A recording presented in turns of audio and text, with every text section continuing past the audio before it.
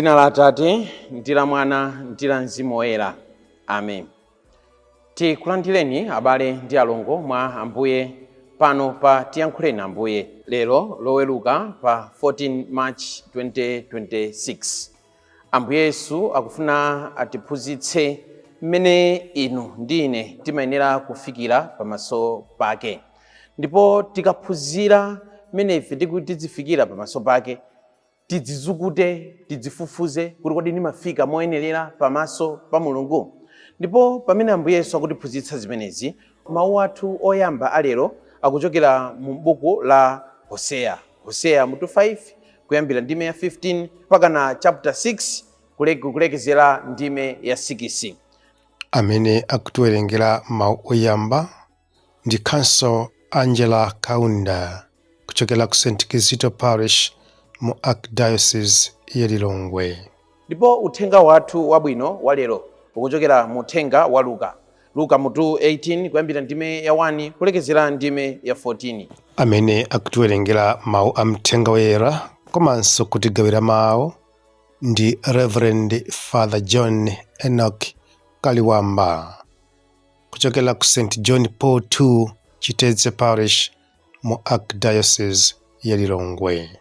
Abale ndi alongo mwa Ambuye, tiyeni tikhalire limodzi. Mawu a m'buku la mprofeti Hosea. Anthu akunena kuti, tiyeni tibwerere kwa Chauta, adzatichiritsa.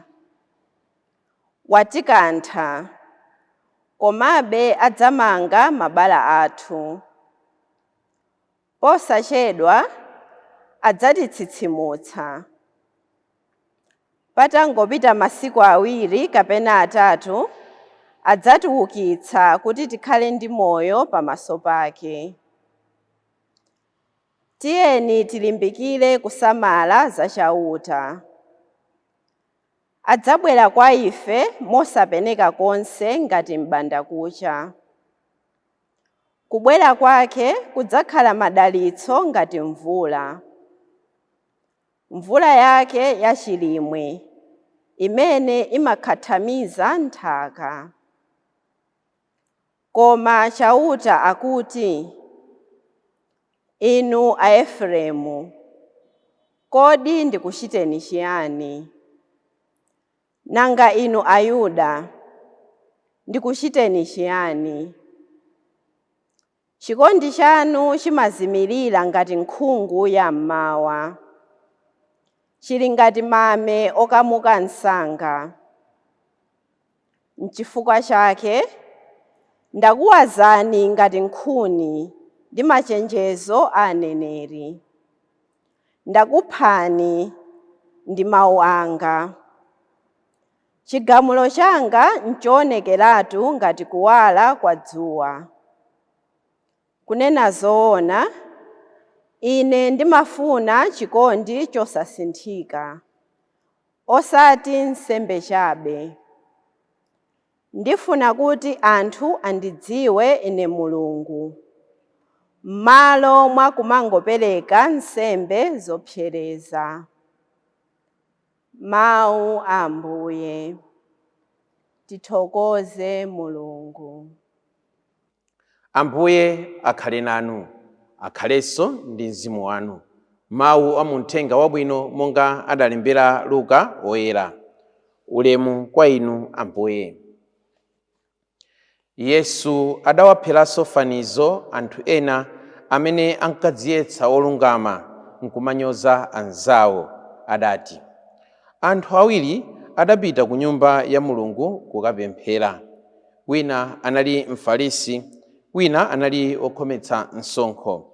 Mfarisiyo adayimirira nayamba kupemphera motere mu mtima mwake, Mulungu, ndikukuyamikani kuti ine sindili monga anthu ena onse ayi. Iwowa ndi anthu akuba, osalungama ndi adama. Sindilinso monga okhometsa msonkho uja ayi.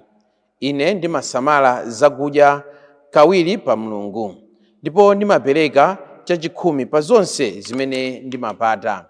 Koma okhometsa msonkho uja adayima kutali, osafuna nkuyang'ana kumwamba komwe, ankangodziguguda pachifuwa ndi chisoni, nkumanena kuti, Mulungu mutichitire chifundo ine ochimwane. Yesu popitiriza mawu adati, kunena zoona okhometsa msonkhoyu adabwerera kwawo ali olungama pamaso pa Mulungu, osati Mfarisi uja ayi. Pajatu aliyense odzikuza adzamchepetsa, ndipo odzichepetsa adzamkuza. Mthenga wa Ambuye. Ulemu kwa inu Ambuye Yesu Khristu. Munthu wina amafotokoza kuti ukafuna kuoneka oyera, osamba pamaso pa anzako, pali njira ziwiri zimene ungathe kutsatira.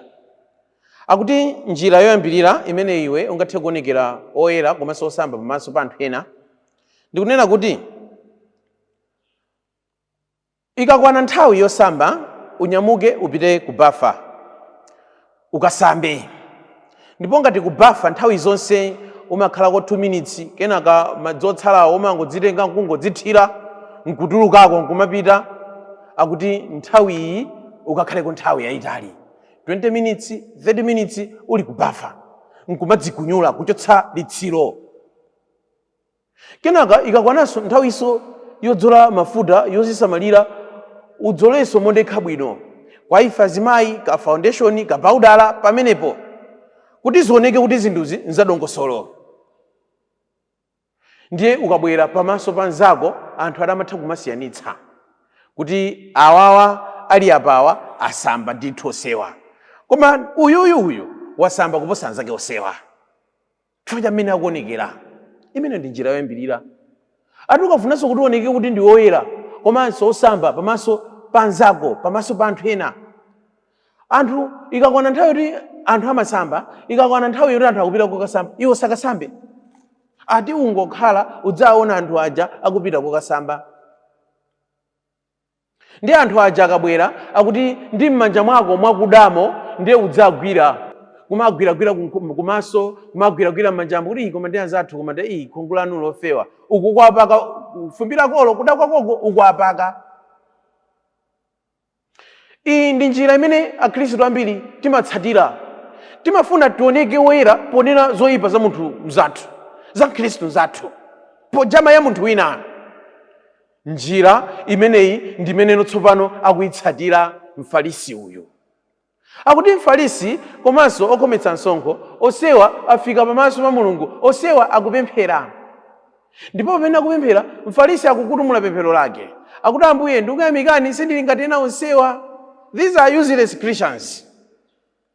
Ine ndimasala zakudya koma wawo sapanga iyayi. Ndiyeno mbali nayi ino tsopano gulu lokhometsa msonkho, iyeyo wadzikhuthula pamaso pa Mulungu nkumangodziguguda pachifuwa. Tchalichi chimodzi, nthawi imodzi, tempile imodzi, Ambuye Yesu mmodzi, koma kwafikira mosiyanasiyana. Ndimakonda kunena kawirikawiri kunena kuti tchalichi chili ngati glosary. Glosary yomweyo munthu angathe kupita nkukagula nsalu nkupanga kalala ya chinkhoswe. Munthu wina angathe kupita mu glosary momwemo ndi kukagula nsalu yake nkukhala sanda ya maliro. Mu glosary momwemo munthu angathe kupita kukagula nsalu ya mtundu omwewo nkupanga kunena kuti nsalu imene ikhala mbereko yoberekera mwana. Munthu angathe kupita mu glosary momwemo kukagulanso nsalu yomweyo nkunena kuti ineyo nsalu iyi ikhala kalala ya ukwati wanga. Tchalichi chimodzimodzi chomwecho, wansembe mmodzimodzi yemweyo, Ambuye Yesu amodzimodzi omweyo, koma nomwina tingathe mapindulapo mosiyanasiyana. Ena timabwera pamaso pa Mulungu ngati Afarisi, ena timabwera pamaso pa Mulungu ngati okhometsa msonkho. Lero Ambuye Yesu akufuna kunena kuti tosefe bwanji tikhale ngati okhometsa msonkhoyo, amene timafika pamaso pa Mulungu nkumadzichepetsa, nkuzindikira machimo athu, nkumpepesa Mulungu.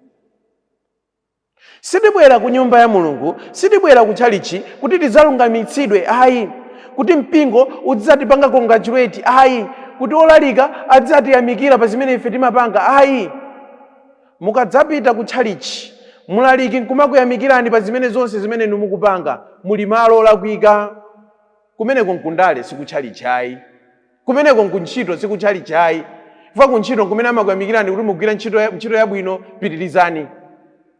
mukapita ku chalichi nkumamva mawu a Mulungu adzikupangani challenge kaya mukwiya kuyani chifani mawu a Mulungu amenewo awene oti akukwiyitseni ndithu koma muyambe moyo watsopano musangokwiya ayi.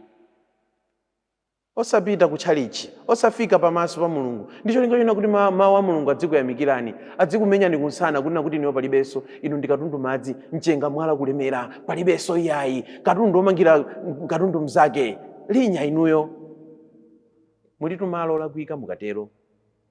Mfarisi uyu adabwera malo olakwika nkumachita zinthu zolakwika.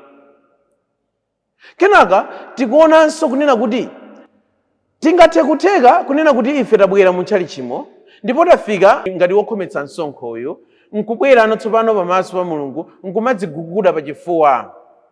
Koma tikamadziguguda pachifuwa pepana abale anga tizidziguguda adi moonadi. Kulipo madziguguda pachifuwa ngati kuti mwakhudzidwa, ngati kuti mwazimuka, ngati kuti mwayamba moyo watsopano nkubwerera nkupitirizabenso nkumakaberanso anthu misonkho yonso. Ndiye kuti ndinu mfarisi inu ntchalichi mokha. Ndiye kuti ndinu okhometsa msonkho inu ntchalichi mokha. Ambuye Yesu sakufuna kunena kuti ife tingobwera pamaso pa Mulungu nkumangoneka kunena kuti we are remorseful. Kudziguguda mtimako bwanji kupitirire nkumaonekera moyo wathu wa tsiku ndi tsiku. Mutalapa kunena kuti tsopano ine ndili ndi vuto ili ngati pali anthu achinyengo ndiye ndineyo ndili nawo mu gulu limodzi mukabwerera bwanji mukaoneke kuti pamaso pa Mulungu paja munadziguguda mtima. Chimene Mulunguso akufuna chimenenso akutiphunzitsa nkutifunsa kuti mumabwera pamaso pa Mulungu nkudzatani. Kulipo tikumabwerabwera pamaso pa Mulungu koma kumabwera pamaso pa Mulungu nkumadzanena zofoka za anthu ena ngati mfarisi yemweyo. Kulipo tikumalapalapa kumalandira sakramenti lakulapa koma sakramenti lakulapa lili invalid chifukwa chomwe akanena machimo anthu ena. Timaziona atu kuchivumbulwa sikulula chivumbulwa iyayi chifukwa sitikutchula dzina komanso sindiye kuti ena mukasiye kulapa kwa ine kulapa kulalika kutufuna kunena kuti inuyo mukozeke muzilapadi monadi. Ali na bambo mafuna ndilape amuna anga ndira amangolala ndo nyumbako kumene mango aona. Ola akabwera atamamowa sinivutikana so mango aonene basi mango kala. Mwapita kolapa inde koma mwapita okalapa za munthu wina mwapita okanena za anthu ena. Mulungu akufuna kunena kuti mungakhala ndi mwayi obwera pamaso pake moyo wanu ukumane ndi moyo wake. Zofoka zanu zikumane ndi Ambuye Yesu ndipo Ambuye Yesu akusintheni. Bwanji inu mukakumana ndi Ambuye Yesu mutenge mwayi onena kuti Ambuye Yesu mundisinthe ine. Tikatero ndiye kuti pamaso pa Mulungu mukupindulapo ndipo nanenso ndikatero ndiye kuti pamaso pa Mulungu ndikupindulapo. Amen and amen.